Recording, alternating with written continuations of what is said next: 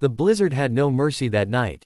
Snow screamed sideways across the mountain road like shards of broken glass, battering abandoned cars and swallowing the asphalt whole. The temperature had fallen so low that even the wind seemed to freeze mid-howl. Visibility was nearly gone, reduced to a few feet of swirling white chaos, and the road signs were nothing more than vague shadows buried under ice. People had stopped believing anyone could survive out there. That was why the woman limping alone through the storm drew stares first, then whispers, then pity. She emerged from the whiteout slowly, her silhouette barely visible through the snow. A heavy coat hung awkwardly on her thin frame, the left sleeve pinned close to her body. Each step she took was uneven, deliberate, painful.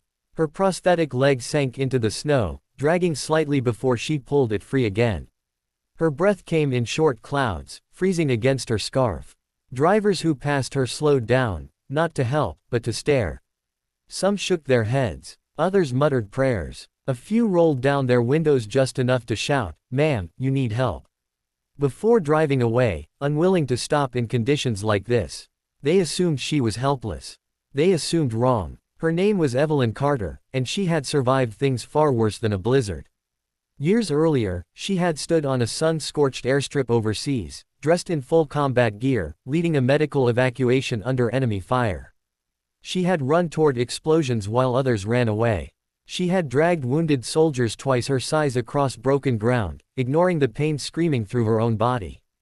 And on the day that changed everything, she had done it again, only this time, the blast had taken her leg. The doctors called it miraculous that she survived. The politicians called her a hero.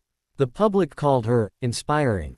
But none of them knew what it cost her to wake up every morning and remember that a part of her had been left behind on foreign soil. Tonight, she didn't want to be seen. Tonight, she just needed to get home.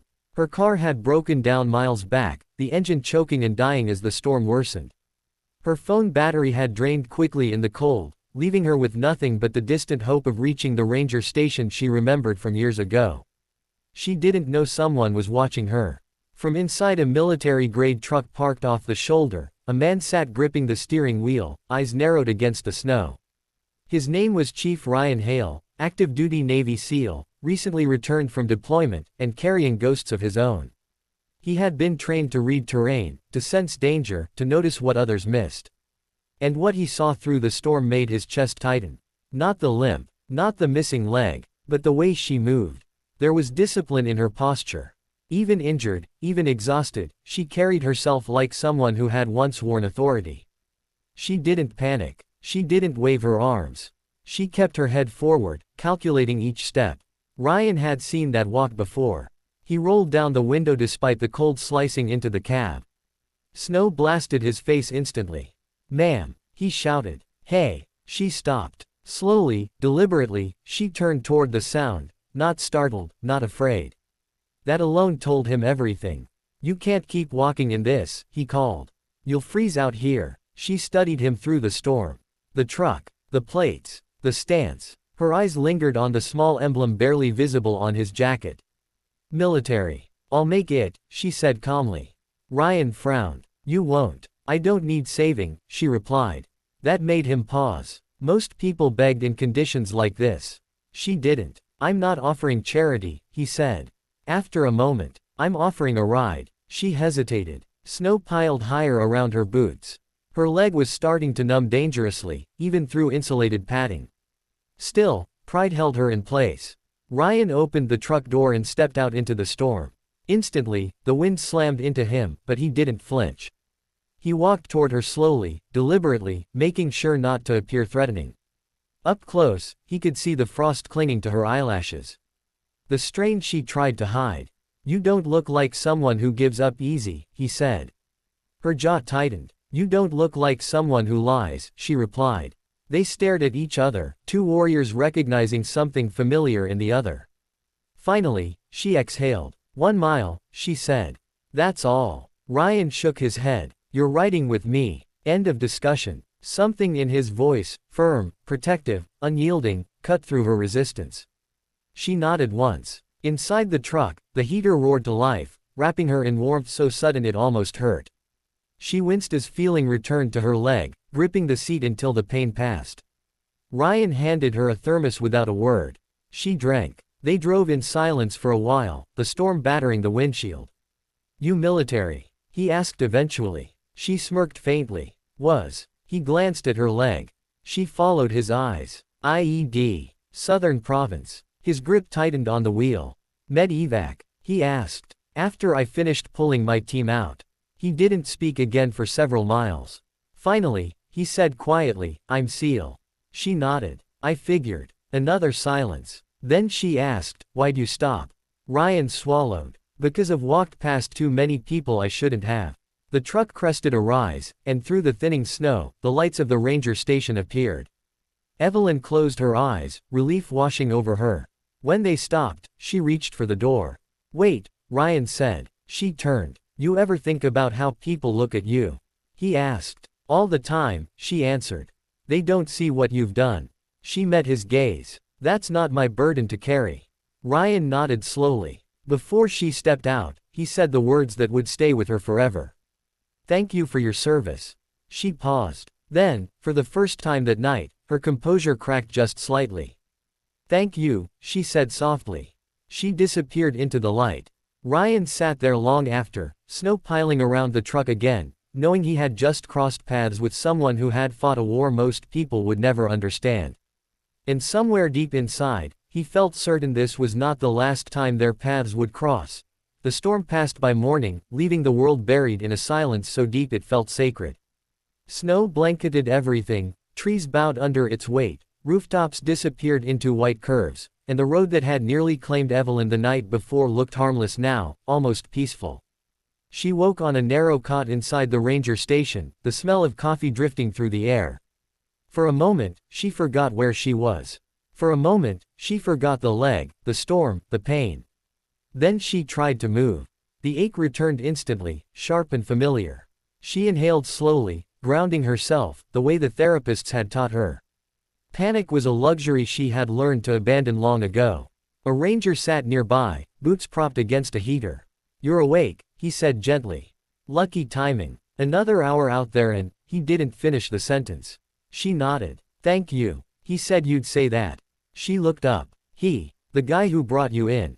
Military truck. Didn't leave a name. Stayed long enough to make sure you were warm, then headed back out before the roads closed."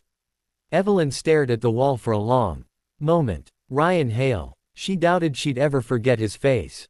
Not because of the uniform, not because of the words he'd spoken, but because of the look in his eyes. Recognition. Respect. The rare kind that came not from pity, but from understanding. 2 days later, when the roads reopened, she returned home. The house was quiet. Too quiet. She moved slowly through the rooms, setting her bag down, taking off her coat, hanging it carefully as if order itself could keep the memories from spilling out. The walls were decorated with framed photos she rarely looked at anymore. Team shots. Training days. Smiles that belonged to people who never came home. She sank into a chair and stared at the prosthetic leaning against the wall. The doctors had warned her.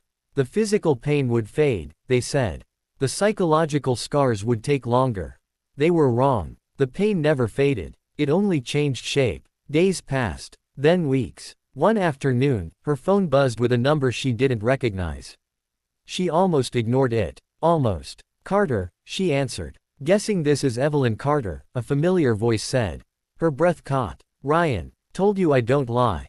She smiled despite herself. "How did you find me?" "Military has a way of keeping track of its ghosts." She didn't argue. "I'm in town," he continued. "Helping with a training program. Thought maybe, coffee." There was a pause. A long one. "Just coffee," she said. "Just coffee." They met at a small diner on the edge of town. It wasn't fancy. The kind of place that served food without asking questions. Perfect. Ryan stood when she entered. Not out of obligation. Out of instinct. They talked for hours. About everything and nothing. About the weather. About training. About the strange silence that followed service, the way the world kept moving while something inside you stayed frozen. Eventually, the conversation turned quiet. "You ever miss it?" Ryan asked. "Every day," she replied. "And every day, I'm glad I survived." He nodded. "Same." Weeks turned into months. They didn't rush anything. Two people like them knew better than to force connections. Trust had to be earned slowly, brick by brick. Ryan invited her to observe a training session he was helping run: cold weather survival, rescue coordination, civilian extraction in extreme conditions. She watched from the sidelines at first. Then she noticed the mistakes. Small ones. Subtle ones. The kind that got people killed. She pointed one out. Ryan looked at her, surprised. Then he invited her closer. Before she realized what was happening, she was back where she belonged, correcting posture, adjusting timing, rewriting procedures.